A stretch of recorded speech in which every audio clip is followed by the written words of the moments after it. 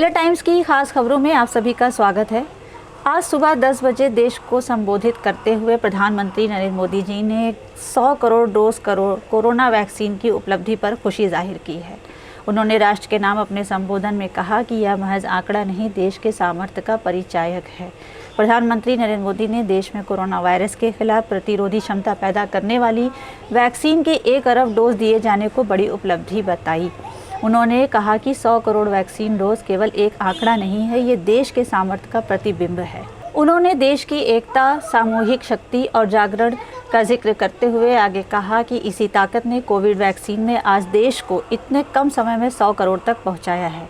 प्रधानमंत्री ने सामूहिक प्रयासों की ताकत का जिक्र कर कहा कि हमने महामारी के खिलाफ देश की लड़ाई में जन भागीदारी को अपनी ताकत बनाया, फर्स्ट लाइन ऑफ डिफेंस बनाया। उन्होंने कहा कि 21 अक्टूबर को भारत ने 1 बिलियन 100 करोड़ वैक्सीन डोज का कठिन लेकिन असाधारण लक्ष्य प्राप्त किया है। इस उपलब्धि के पीछे 130 करोड़ देशवासियों की कर्तव्य शक्ति लगी है, इसलिए ये सफलता भारत की सफलता है, हर देशवासी की सफलता है। प्रधानमंत्री ने कहा 100 करोड़ वैक्सीन डोज का आंकड़ा उस नए भारत की तस्वीर है जो कठिन लक्ष्य निर्धारित कर उन्हें हासिल करना जानता है और अपने संकल्प की सिद्धि के लिए परिश्रम की पराकाष्ठा करता है। अब आगे बात करेंगे कि अमेरिकी सांसदों ने इस्लामोफोबिया से निपटने के लिए विशेष दूत नियुक्त करने की आज मांग की है।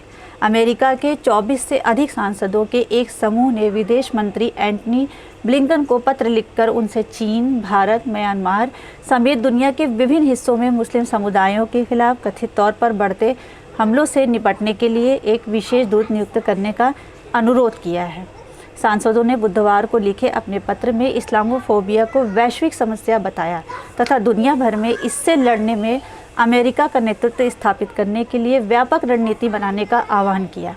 उन्होंने यह भी सुझाव दिया कि देश प्रायोजित इस्लामोफोबिया, हिंसा और ऐसे कृत्यों के लिए दंड मुक्ति अगले साल की वार्षिक मानवाधिकार रिपोर्ट में शामिल किया जाए। यह पत्र ऐसे समय में लिखा गया है जब council on American Islamic relations के नए नतीजों से यह पता चला कि मुस्लिमों के खिलाफ घृणा बढ़ रही है। इनमें मई तथा जून में तोड़फोड़ और चाकू मारने की कोशिश तथा हिजाब पहनने वाली मुस्लिम महिलाओं पर कई हमलों से जुड़े मामले शामिल हैं। सांसदों ने अपने पत्र में कहा, अंतर्राष्ट्रीय धार्मिक स्वतंत्रता और मानवाधिकारी के प्रति हमारी प्रतिबद्धता के तौर पर हमें इस्लामोफोबिया को ऐसी प्रवृत्ति माननी चाहिए जो दुनिया के हर कोने में हो रही है। अब वक्त आ गया है कि अमेरिका सभी के लिए धार्मिक आज़ादी के पक्ष में दृढ़ता से खड़ा रहे और इस्लामोफोबिया की वैश्विक समस्या पर ध्यान दे। दक्षिण दिल्ली में अवैध रूप से मंदिर निर्माण के मामला सामने आया है। दिल्ली उच्च न्यायालय ने दक्षिण दिल्ली के डिफेंस कॉलोनी में अवैध रूप से बने एक मंदिर को ध्वस्त करने के वादे को पूरा नहीं करने और उनकी मंजूरी के लिए धार्मिक समिति के पास मुद्दे को भेजने के लिए दिल्ली सरकार की बृहस्पतिवार को खिंचाई की है। उच्च न्यायालय ने कहा है कि उपराज्यपाल की अध्यक्षता वाली धार्मिक समिति के पास मामला तभी भेजने की ज़रूरत होती है अगर यह बड़ा मंदिर होता, लेकिन अगर किसी ने रातों रात कुछ ईंटें रख दी तो इसे समिति के पास भेजने का कोई मतलब नहीं है। न्यायमूर्ति रेखा पल्ली ने कहा, मैं देखना चाहती हूँ कि इसकी संभावना क्या है। क्या किसी के द्वारा महज कुछ ईंटें रख देने से धार्मिक समिति के अधिकार के दायरे में ये बात आती है? यही सवाल है। अगर बड़ा मंदिर होता तो धार्मिक समिति की ज़रूरत हो सकती थी, लेकिन उसका क्या अगर कोई रातों रात कुछ ईंटें रख देता है? अदालत ने कहा कि दिल्ली सरकार ने पहले कहा था कि अधिकारी अवैध ढांचा को 4 अक्टूबर को ढहाने की योजना बना रहे हैं, लेकिन अब इसे धार्मिक समिति के पास भेज दिया गया है। अदालत ने कहा केवल कुछ ईंटें हैं और 2-3 मूर्तियां हैं। इसने दिल्ली सरकार को आदेश दिया है कि उस आदेश की प्रति पेश करें जिसके तहत धार्मिक समिति का गठन किया गया था। यह समिति धार्मिक ढांचे के रूप में किए गए अतिक्रमण को हटाने के मुद्दे को देखती है। अदालत एक अर्जी पर सुनवाई कर रही है जिसमें एक संपत्ति के सामने इस अतिक्रमण को हटवाने का दरख्वास्त किया गया है।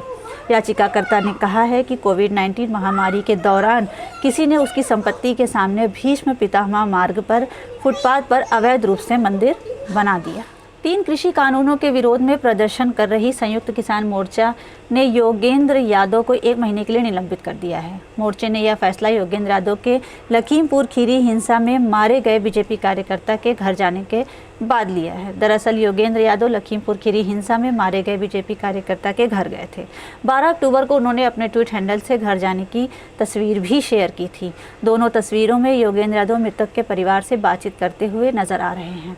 बता दें कि योगेंद्र यादव की ओर से बीजेपी कार्यकर्ता के घर जाने के कदम से पंजाब के कुछ किसान संगठन नाराज चल रहे हैं, जिसके बाद अब किसान मोर्चा ने उनके खिलाफ कार्यवाही करते हुए 1 महीने के लिए उन्हें निलंबित कर दिया है।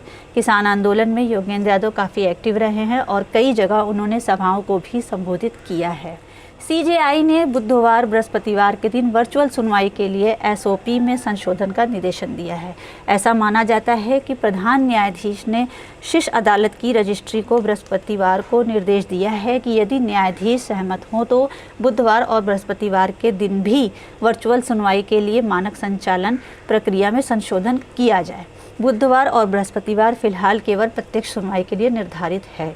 इस संबंध में एक सूत्र ने बताया कि एसओपी में संशोधन का निर्णय प्रधान न्यायाधीश ने अन्य वरिष्ठ न्यायाधीशों के साथ मिलकर लिया है, जिन्होंने आज दोपहर बाद अटॉर्नी जनरल के वेणुगोपाल, सॉलिसिटर जनरल तुषार मेहता और वरिष्ठ अधिवक्ताओं कपिल सिब्बल तथा सीयू सिंह और उच्चतम न्यायालय बार एसोसिएशन के अध्यक्ष विकास सिंह तथा बार काउंसिल ऑफ इंडिया के अध्यक्ष मनन कुमार मिश्रा के साथ बैठक की। आगे आपको बताते हैं, कुशीनगर इंटरनेशनल एयरपोर्ट से दिल्ली, मुंबई और कोलकाता के लिए उड़ानें शुरू हुई। उत्तर प्रदेश के कुशीनगर इंटरनेशनल एयरपोर्ट का प्रधानमंत्री नरेंद्र मोदी के हाथों उद्घाटन हो गया है। उद्घाटन के 24 घंटे बाद ही दिल्ली, मुंबई और कोलकाता के लिए कुशीनगर से उड़ानों का शेड्यूल जारी हो गया है। दिवाली के बाद 26 नवंबर और 10 दिसंबर को पहली उड़ान कुशीनगर अंतर्राष्ट्रीय एयरपोर्ट से 3 शहरों के लिए शुरू हो गई है। अब बात करते हैं उत्तर प्रदेश के एक मिर्ज़ापुर ज़िले की, जहां पर उत्तर प्रदेश ज़िले में सुबह के मॉर्निंग वॉक पर निकली 5 महिलाओं को तेज़ रफ्तार पिकअप ने टक्कर मार दी है। इसके चलते ही उनमें से 2 महिलाओं की मौत हो गई है और एक की हालत बहुत ही गंभीर बताई जा रही है, जिसका इलाज वाराणसी के ट्रामा सेंटर में चल रहा है। घटना सुबह के 5 बजे की बताई जा रही है। केंद्रीय माध्यमिक शिक्षा बोर्ड ने 10वीं और 12वीं के छात्रों के लिए तीसरी भाषा के तौर पर अब एक क्षेत्रीय भाषा को शामिल करने का फैसला किया है। 10वीं 12वीं के छात्र चाहें तो छठे विषय के तौर पर क्षेत्रीय भाषा का चुनाव कर सकते हैं। बोर्ड का कहना है कि अगर कोई छात्र 2 अनिवार्य भाषा विषय अर्थात हिंदी या अंग्रेज़ी में फेल हो जाता है और तीसरी भाषा में पास होते हैं तो वह भाषा से फेल वाले अनिवार्य भाषा को रिप्लेस भी कर सकते हैं। बोर्ड की माने तो क्षेत्रीय भाषा का विकल्प भले ही छात्रों को दिया गया है, लेकिन 2 अनिवार्य भाषा हिंदी और अंग्रेज़ी छात्रों को लेना ही है। साथ ही इसके अलावा छात्र चाहें तो क्षेत्रीय भाषा पढ़ सकते हैं। क्षेत्रीय भाषा के तौर पर 41 भाषा का विकल्प छात्रों को मिलेगा। इसमें जर्मन, फ्रेंच, रशिया, विदेशी भाषा भी शामिल है। 9वीं और 11वीं के अलावा छात्र 8वीं में भी अब तीसरी भाषा पढ़ सकते हैं। बोर्ड ने इसकी जानकारी सभी स्कूलों को भेज दिया है। बोर्ड का कहना है कि अगर कोई छात्र चाहे तो 8वीं में भी तीसरी भाषा पढ़ सकता है।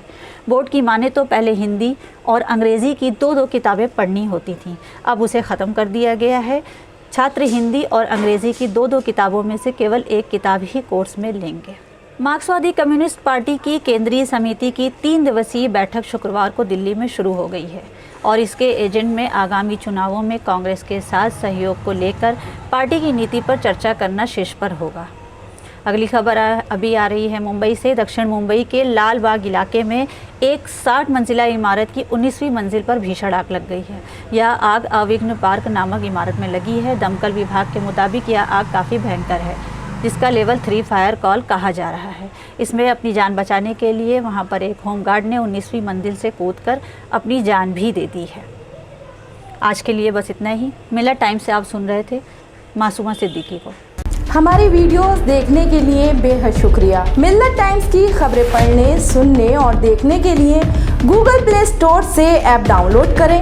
यहां आप उंगली की क्लिक में पढ़ सकते हैं 4 ज़बानों में न्यूज़, उर्दू, हिंदी, अंग्रेज़ी, बंगला।